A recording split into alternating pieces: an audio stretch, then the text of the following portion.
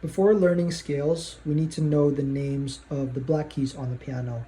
And to do so, we need to know the names of the white keys because we'll use the names of the white keys to name the black keys.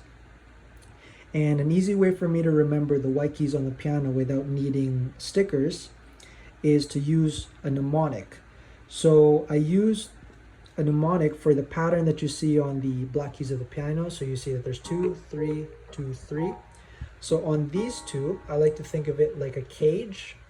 So in this section, this cage, on the left of that cage would be C. So C for cage. And inside that cage will be a dog and an egg, since they're small enough to stay in that cage. So dog for D, egg for E. So these three essentially would be C, D, E. Now for these three, since it's larger than these two, I like to refer to it as a forest. So on the left side of this forest will be F.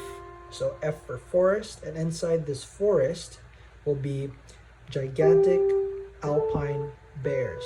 So it'll be gigantic for G, alpine for A, bears for B. So these four would be F, G, A, B. So these are the names essentially of the white key. So C, D, E, F, G, A, B, and their pattern repeats again back to C. So now that we know the names of the white keys, we can use them to name the black keys. Before we do so, we use the concepts of sharps and flats.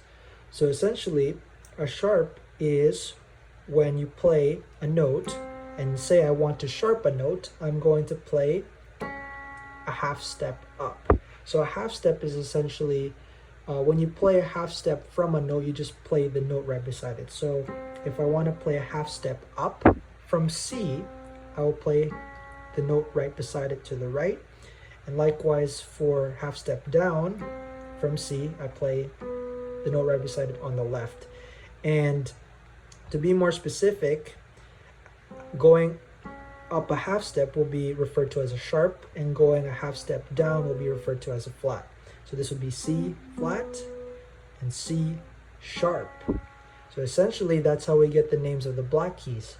So this guy, as we just mentioned, is a C sharp, but it can also be called D flat.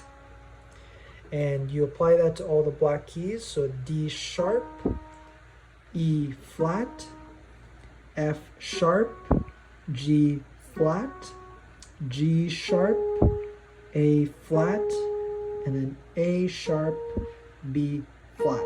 So essentially, the names of these black keys are two, depending on where you come from. Either if you call it as a sharp name or a flat name.